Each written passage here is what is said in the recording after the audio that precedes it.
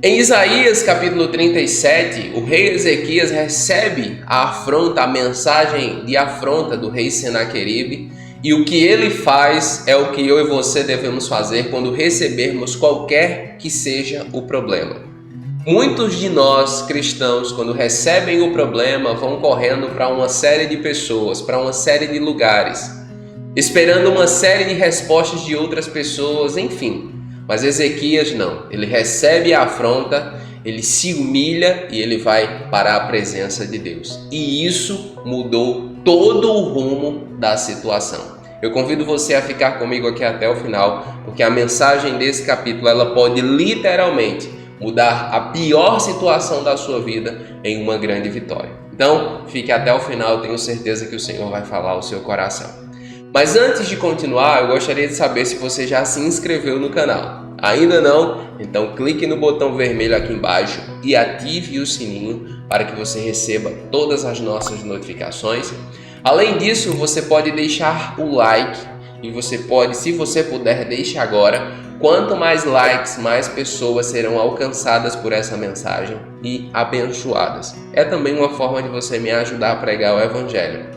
Você pode se tornar membro para ter acesso a conteúdo e gravações exclusivas. E se você quiser, você pode me seguir no Instagram, @DiegoNascimento316, e nós vamos ficar ainda mais conectados. Amém? Vamos lá? Isaías capítulo 37, a partir do versículo 1, está escrito assim, meus irmãos. Quando o rei Ezequias soube disso, rasgou suas vestes, vestiu pano de saco e entrou no templo do Senhor. Olha que coisa linda. Quando o rei Ezequias recebeu a afronta de Senaqueribe, ele rasgou as suas vestes, que eram um sinal claro de humilhação. Além disso, ele vestiu pano de saco e entrou no templo do Senhor. Irmãos, pode parecer simples, mas são atitudes como essa que mudam a nossa vida, que mudam sua vida. Eu, particularmente, sou fruto de atitudes como essa. De onde eu vim, do contexto em que eu vim, eu não deveria ter dado certo. Humanamente falando, eu não teria como ter dado certo. Mas a graça de Deus, aprove a Deus revelar seu Filho em mim e bastante tempo de oração e humilhação diante de Deus.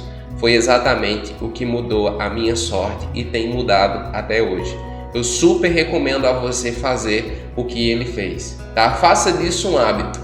Ele rasgou as vestes, isto é, ele se destituiu de tudo que era humano, de tudo aquilo que podia representar qualquer coisa, se vestiu de humilhação e foi para a presença de Deus.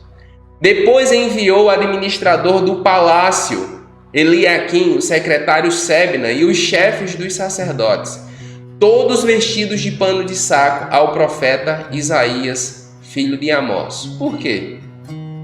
Ele enviou todos eles vestidos de pano de saco. Perceba que agora eles reconhecem que Isaías é um profeta, é um instrumento nas mãos de Deus. Você lembra, se você estudou comigo aqui os outros capítulos, você deve lembrar que várias vezes Isaías lamentou o fato de falar e as pessoas não darem ouvidos. O fato de ele estar revelando a vontade de Deus e ninguém estava nem aí para ele. Agora, quando o problema chegou, então Isaías é uma voz profética reconhecida. Aqui há dois ensinamentos muito profundos. Primeiro, eu e você devemos nos posicionar em tempos de crise e manter a nossa convicção no que o Senhor Deus diz.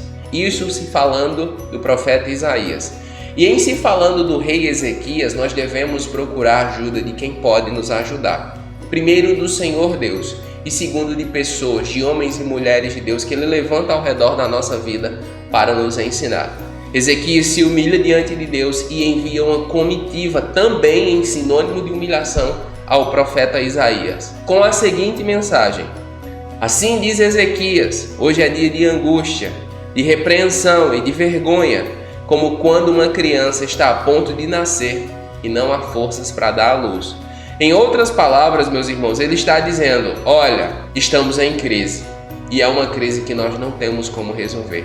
A crise é muito maior do que nós. Nós não temos força para lidar com o que nós estamos vivendo. Isso é maravilhoso, tá?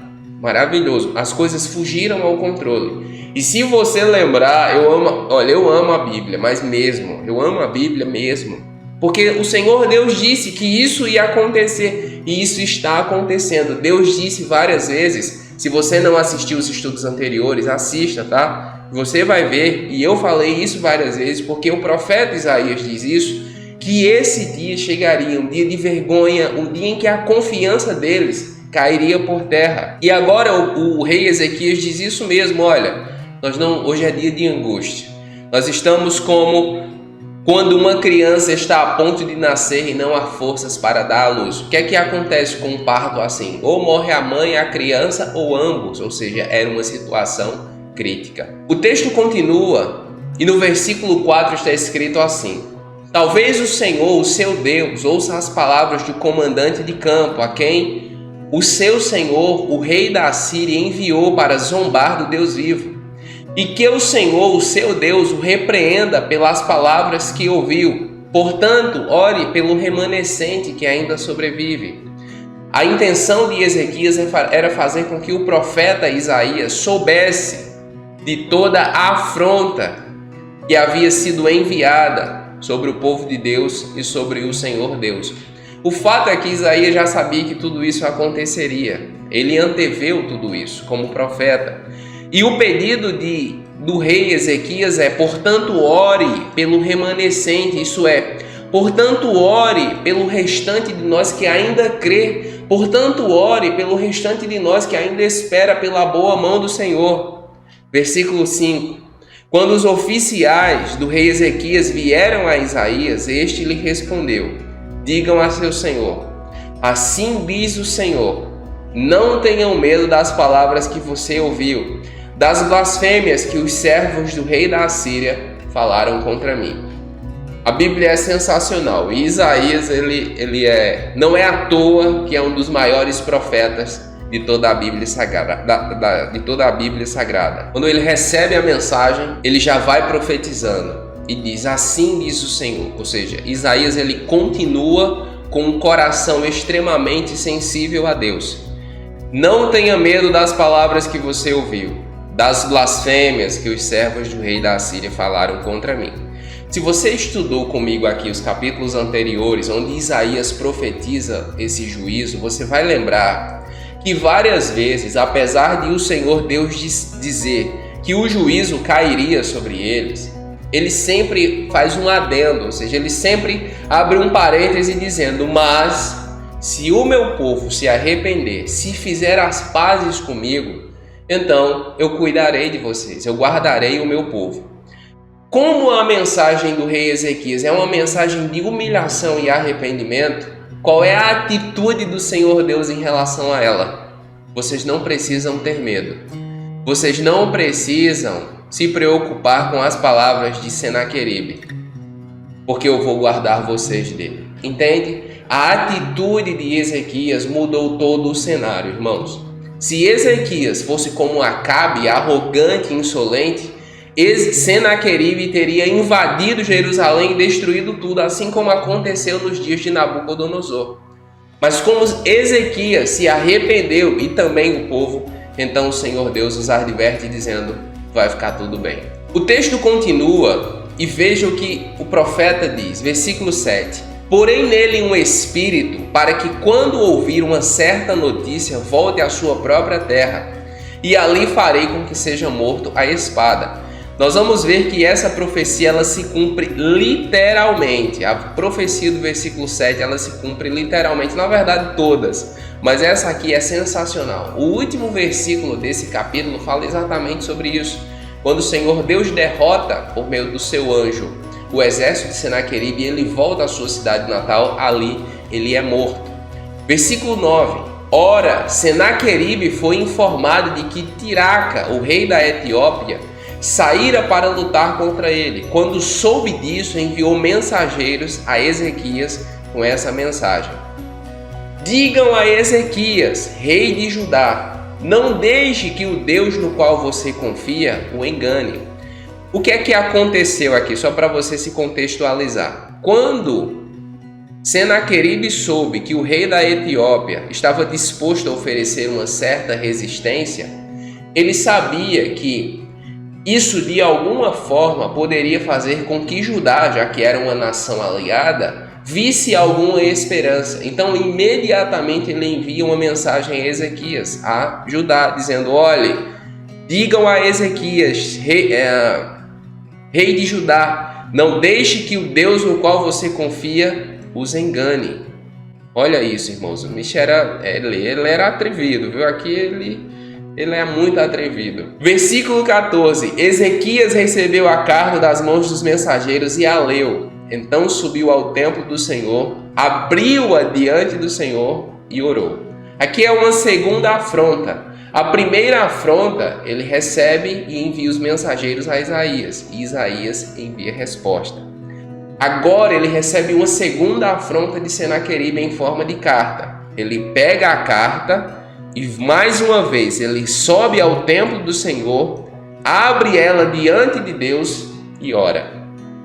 E a oração de Ezequias é uma das orações mais profundas da Bíblia Sagrada, inclusive uma oração que deve inspirar a minha e a sua vida. O texto continua dizendo, versículo 16, e veja o que está escrito: Senhor dos exércitos, Deus de Israel, cujo trono está entre os querubins, só tu és Deus sobre todos os reinos da terra. Tu fizeste os céus e a terra. Dá ouvidos, Senhor, e ouve. Abre os teus olhos, Senhor, e vê. Escuta todas as palavras que Senaqueribe enviou para insultar o Deus vivo. O que Ezequias está fazendo, Senhor, foi uma afronta a ti, uma afronta ao teu povo. Ouve, escuta, vê. É verdade, Senhor, que os reis assírios fizeram de todas essas nações um território desértico. Sim, a Assíria havia derrotado já todas as outras nações. Atiraram os deuses delas no fogo e os destruíram, pois em vez de deuses, não passam de madeira e pedra, moldados por mãos humanas. Ezequias reconhece, eles só conseguiram derrotar os outros deuses porque são ídolos feitos por mãos humanas. O texto continua, meus irmãos, dizendo, versículo 20, agora, Senhor nosso Deus, salva-nos das mãos dele, para que todos os reinos da terra saibam que só tu, Senhor, és Deus. Então Isaías, filho de Amós, enviou essa mensagem a Ezequias. Assim diz o Senhor, Deus de Israel: ouvi a sua oração acerca de Senaqueribe, rei da Assíria. Olha isso, irmãos. O Senhor Deus ouviu a oração de Ezequias acerca de Senaqueribe. E esta é a palavra que o Senhor falou contra ele: a virgem cidade de Sião despreza e zomba de você. A cidade de Jerusalém meneia a cabeça enquanto você foge. O que é que o Senhor Deus está dizendo?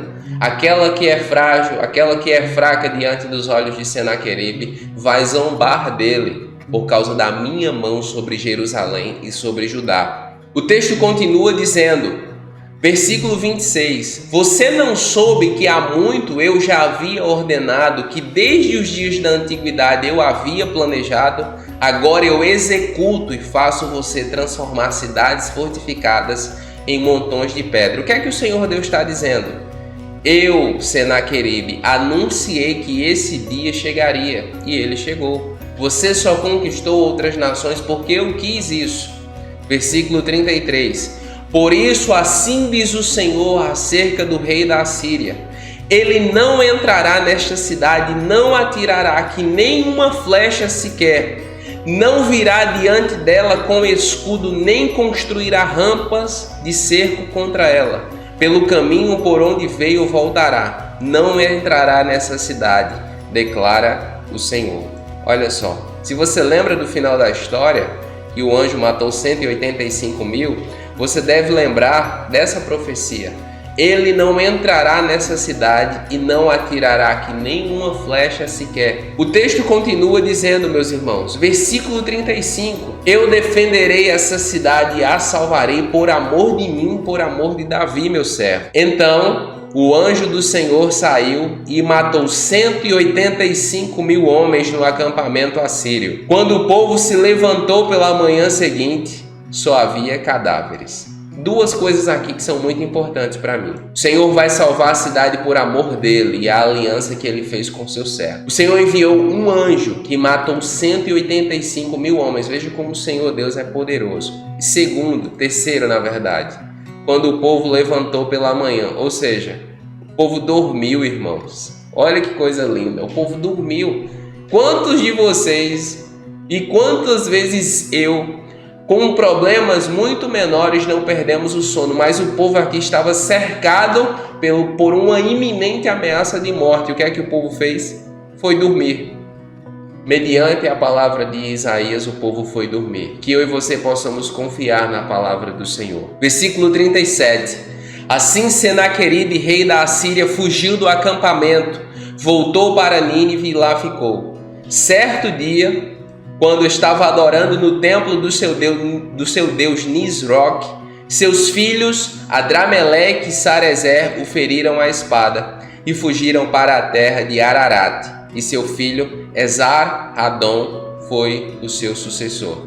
Lembra da profecia que o Senhor Deus falou contra Senaqueribe, de que da terra de onde ele veio, ele para lá voltaria e seria ferido de repente?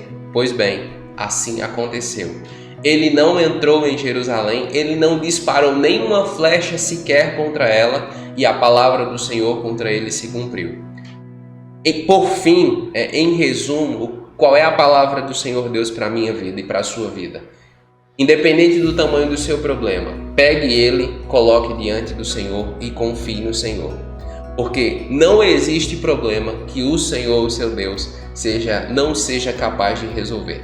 Não há problema, poder, governo ou autoridade que se levante contra ele e resista. Confie no Senhor, faça dele a sua confiança e vai ficar tudo bem. Amém?